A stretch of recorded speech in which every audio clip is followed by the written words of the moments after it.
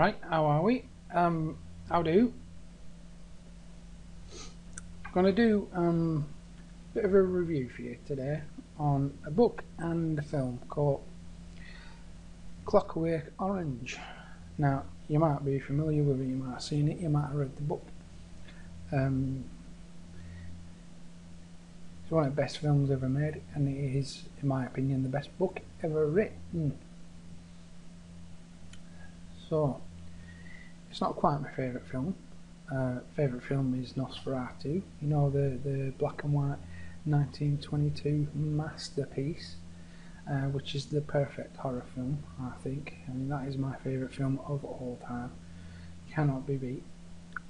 Clockwork Orange is probably a close second in films, just above Natural Born Killers, but it is the best book I've ever read, and I've read a lot of books, and that is the best one. So I'm going to do a bit of a review, talk about both the book and the film. Now, the film was made in 1971 by Stanley Kubrick, and it is based on the 1962 book by Anthony Burgess. Both the book and the film have got the same name, so it is a very, very close adaptation, apart from a few minor differences and one major difference, which I'll get to in a little bit. Now, Burgess actually started writing the book in, I think it was 1940s or 50s, but he struggled with it for a long time. He never kind of got around to completing it, but we'll get on to what helped him complete it. It was a bit of a tragedy, really, but we'll get on to that. Pardon me. Now, the film, as you might know, it was actually banned. I'm just going to check that my microphone's on. Hang on a sec. It's on. Oh, that saves like 2 minutes reshooting this and saying something else completely different, because I don't script this, just words come out as the same and don't think about it too much. But what was I saying about it being banned? Yeah, you might know it was banned in the UK for about 27 years. This is the film, yeah, based on a recommendation by Stanley Kubrick. He requested that it be pulled, and Warner Brothers agreed. The reason for this was because there was attacks happened after the film was released in the UK, and a few murders and rapes and stuff. So it was thought to be too inspirational for people to go and commit horrendous crimes. And it might well be right, actually, because, you know, these attacks and stuff seem to be inspired by Clockwork Orange, unless that's just media stuff. You can't really trust the media, can you? They'll say it out to sell papers and get viewers and stuff, so who knows what truth is. Anyway, the film stars Malcolm McDowell, legendary Malcolm McDowell, Patrick McGee, I can't remember, Corrie, and Carlin. Yeah, not George Carlin, no, different Carlin. Miriam Carlin. Yeah. Anyway, it's a 3-part story, so you've got like all stories do, the beginning, the middle and the end, but this is very apparent in A Clockwork Orange. These different acts are clearly defined. So part of the story is true, and I'll get to that. This is the tragedy I was talking about a couple of minutes ago. We'll get more onto that in a minute. Now, it's kind of based, both the book and the film, based in the not too distant future, where the kids use slang called nadsat. Now, why do we have slang? Does anyone know? Someone knows. I'll tell you why. it's to disguise the true meaning of words from the police. This is where slang came from. This is how it evolved. Now I'm quite into linguistics and stuff. I like to study language and how language evolved and where it's going in the future. Now, the author, Anthony Burgess, used like a mix of Russian, German, Cockney rhyming slang. He even made up a few of his own words for this nadsat. Now, the actual word nadsat means teenager. That's the actual meaning of the word, but it's called nadsat in the films and in the film and the book, which I thought was a really nice touch. It makes reading the book a bit of hard work, because I read the book without a glossary. It didn't have like a glossary of what the words meant, so you had to kind of figure it out for yourself. Well, it's not a problem for me, because I read the book cover to cover, over and over and over again. You know, it was actually like my Bible before I discovered the Satanic Bible, which isn't a very good Bible, to be honest. Not Satanic Bible is a bit of nonsense, you know. And then again, so's proper Bible, I suppose. Oh, sorry, Christians. Anyway, where am I up to? I'm on about predictions that Anthony Burgess made in the book. There was a few that I kind of predicted. Now, thinking about when this book was wrote and stuff, you didn't have alarm clocks, you didn't have satellites, you didn't have like world TV, but yet all these things are in the book. There's one thing he calls a worldcast, where everyone watches the same program at the same time, all around the world, all the same TV program. Who could have saw that coming in the 50s when he was writing this book?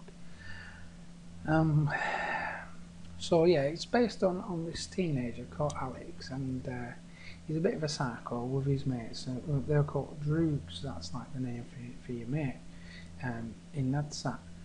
So they hang out at this milk bar where they drink milk that's laced with drugs, and in the book it says it's to sharpen you up, you know, for the night. So it's kind of implying that it's some kind of I would assume amphetamine, something like that, to get you, you know, or maybe somewhere else, I don't know. And the first part of the film focuses on all the mayhem, the chaos and the carnage they cause as they go around committing horrendous crimes, attacking people, raping people, mugging people. It's horrible what they do. And in the first part of the film, one of the most interesting parts of it is when they break into a house, and it's an author, he's writing a manuscript, and the manuscript is called A Clockwork Orange. I'm going to get more into this later. This kind of ties into the tragedy thing I was talking about. I'm building up to this tragedy thing. I know I will get to it. So yeah, they attack this man and wife, and the man's writing a manuscript called A Clockwork Orange. So this is like part, I suppose you call it metafiction. Anyway, they carry on going about their campaign of terror, and there's I'm not going to spoil it for you. I mean, there's a few spoilers in here, I suppose, so be warned. One spoiler coming up now, so turn away or turn the volume down. Anyway, there's a bit of betrayal going on, and Alex gets arrested, and when he gets arrested, he gets sent down, he gets put in prison. Now, when he's in prison, he gets proper into the Bible, because well, you see, all the screws think that he's trying to change his ways, he's trying to become a good lad. He's kind of seeing the light, if you like, But no, he's reading the Bible because it's got loads of porn in it and it's got loads of violence. And it has. I've got one here. Let me show you. Hang on. Let's go to my bookshelf. Look at that. That is pure filth. Loads of filth in it. It's like RedTube before there was RedTube. That's disgusting. Loads of violence and stuff. Do you know how long I read that? I've read that many times. Probably took me about half a day to read the Bible. In fact, you know, see this book I read that book. See all that? You know, I read that in a day. Read it in a day. I'm that good at reading. I'm not joking, you know I'm joking. I didn't read it in a day. So anyway, when Alex gets put in prison, the screws reckon that he's trying to turn a new leaf and all that because he's into the Bible. They reckon that they could cure him in a way that he could re-enter society, but it's controversial. It's this new technique that they're trying out. They want to know if he wants to be part of the experiment, and he's up for it. He's like, come on, bring it on. And this is, I suppose, in the film and the book, it's kind of a bit like brainwashing, but it is based in actual science, actual psychology. Now, I've been reading psychology books for about 20 years non-stop. So I'll read one book and then I'll completely go straight into another book. You know, 20 years reading psychology books, so I kind of know a little bit about it, you know. I'm not an expert, I'm not qualified in anything, I just do it for my own entertainment because I'm fascinated by the human mind. And so I know that this part of A Clockwork Orange, again, is based in reality. It basically uses a thing called anchors and triggers, which an awful lot of therapy and stuff is based around anchors and triggers. You might have heard of something called NLP, which is neuro-linguistic programming. It was invented by two chaps, one called Richard Bandler, pardon me, and another one called John Grinder. Now, a big part of NLP and psychology really is these anchors and triggers. So what they do is, because Alex is well into his classical music, he likes listening to Bach and Beethoven and stuff, in particular Beethoven's Ninth Symphony, which is you'll know it when you hear it. Anyway, he loves this tune, so they strap him up, you know, they do all the eye thing, yeah, make it so he can't shut his eyes, and they kind of force feed him visually images of violence and rape and attacks and all this horrendous thing while they're playing Beethoven's Ninth Symphony in the background, and the agony that it's causing him, the pain, and which is they're basically creating an anchor. This is an anchor, so he's associating the feeling of sick and the pain with the music and the violence. Okay, and the point is, because that trigger has been established, anytime Alex hears the ninth or sees violence, he feels sick and he can't do anything. It kind of paralyzes him, stops him. This is quite a very clever thing for Burgess to be doing, especially at that time, you know, when these ideas, these psychological theories hadn't been properly established yet, and not in the way they are now. I mean, now they've gotten down to a fine art. Even I can do it, you know, these anchors and triggers if I wanted to. It also kind of brings in a bit of something called the Milton model, which is a hypnosis technique.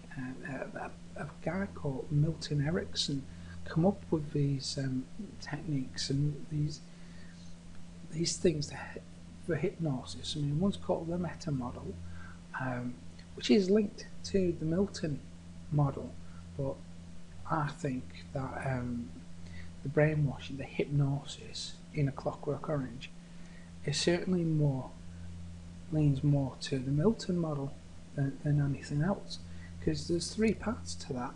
And if you look at the film and the book, you'll notice that there's 3 parts to basically what is called reframing. It's a psychological term. So when you reframe someone,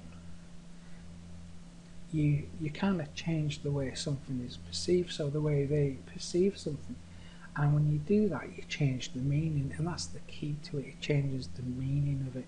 So for Alex, the meaning of the music and these visuals and the violence has changed, and that's the reframing complete. And they did that through building rapport with the lad. Then they overloaded his conscious mind with information and kind of bombarded him, so it created a state of confusion. And then they give him indirect communications, indirect commands, which is different than embedded commands. If you know about psychology and stuff, you'll know what an embedded command is. But it's not that. They didn't use embedded commands, they used indirect communication, which is something completely different. It is when you, instead of you saying, don't do that, you'll say, you will be good at this, which is the opposite. Yeah. So you flip it around. That's indirect communication. Anyway, kind of get into some kind of some very light psychology here. So probably didn't mean to go off on this kind of tangent, but I do want to explain to you that the techniques that Burgess is on about are actual real techniques. So anyway, these techniques appear to work, and Alex is released back into civilization.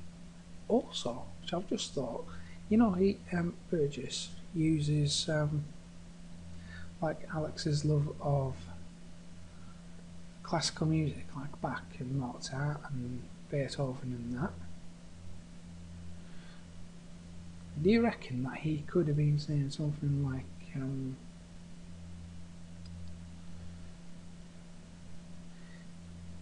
art, that kind of art makes us more human, or creates it? I don't know. I'm kind of getting off the track again. Anyway, yeah, Alex goes back into civilization, and the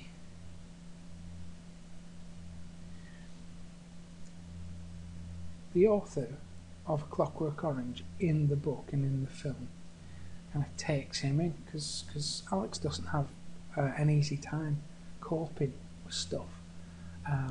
You know, he's not able to function in the real world anymore, because they've kind of reframed him to such an extent that you know, he's not a different person, but he's just not able to cope in the same way. So he's not able to handle himself, so he has quite a hard time. Anyway, he ends up living with the bloke that he attacked, who was writing the manuscript, A Clockwork Orange. But the author of A Clockwork Orange in the book and the film doesn't realise that Alex was one of the attackers. He doesn't realise it, you see. But he becomes a friend to Alex, and he listens to Alex's story, what he's got to say, and how difficult it is for Alex to be part of society. Anyway, something happens. I'm not going to reveal what it is, but Alex is driven to suicide, and I say driven to he's driven to attempt suicide. Not, you know, he doesn't actually follow it through properly. But I'm not going to say how that comes about, so I'm not going to spoil it completely. But he's very good. So he's driven to suicide, to attempt suicide, and when he's in the hospital, it's like he realizes that all this programming and stuff and reframing that's been done to him is meaningless. It's like it never happened. He reverts back to his old self, the psychopathic Alex. And okay, that's where the film ends, but it's not where the book ends. The book continues. There's an extra chapter in there, which I think is the most important chapter in the book. So if you want to find out what happened, read the book. I'm not going to say here. I will allude to it, but I'm not going to give you, a definitive answer or complete spoiler. You see, the final chapter in the book was missed out, which is the 21st chapter, and that's a deliberate thing. There's a reason why it's the 21st chapter, and it's to do with the age of growing up and becoming a man, an adult. So that was very deliberate by Burgess. You see, Kubrick, when he was making the film, he used an American version of the book to adapt into the film. Now, Burgess's publishers in America said, don't include that final chapter because it's less realistic if you do. So leave it out, make it more realistic. Burgess agreed. I disagree with that. I don't think it did make it more realistic. I think it is more realistic with the final chapter left in. So anyway, I know that Kubrick gets a bit of shit because he left out the final chapter and all that, but it wasn't his fault. He was only adapting the book, the film, from this version of the American version of the book. It's not his fault.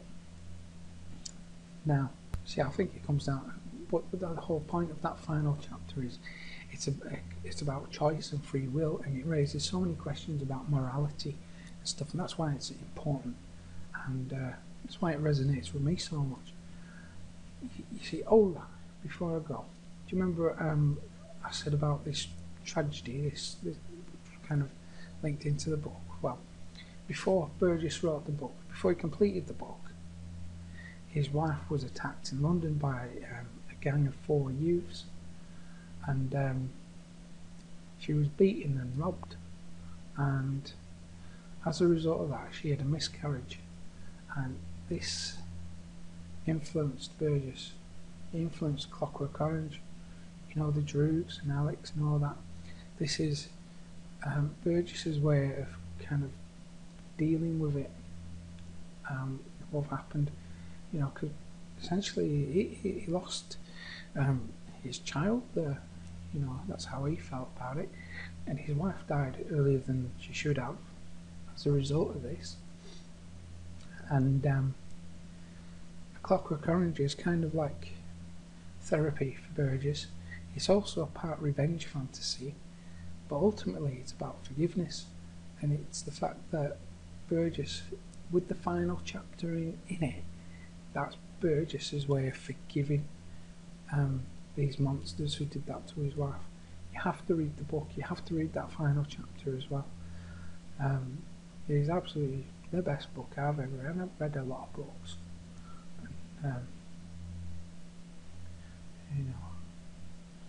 Clockwork Orange was my Bible. I would read it from, cover to cover, many months. So I'd finish it and just start it again. Boom, start, finish, start, over and over. I know the book very, very, very well. It is the best one I've ever read. The film is the second best one I've ever seen, I think. Now can top Nosferatu for me. So I think I'm going to leave it there. Thanks for watching this video. Hope you learnt something from it, and if you get a chance, head over to facebook.com/DeadPost and hit the like button, because every time you do, the Droog realises that reframing doesn't work and reverts back to being a psycho. So you hit the like button and get your friends to hit the like button. Okay. Also subscribe to this YouTube thing as well, so every time like a new video comes out from us, you'll get it straight away. You know, you won't have to, you know, search around on the web or anything. It'll come straight to you. So do subscribe, and thank you for watching. Have a good one. I'm going to leave you with a bro fist.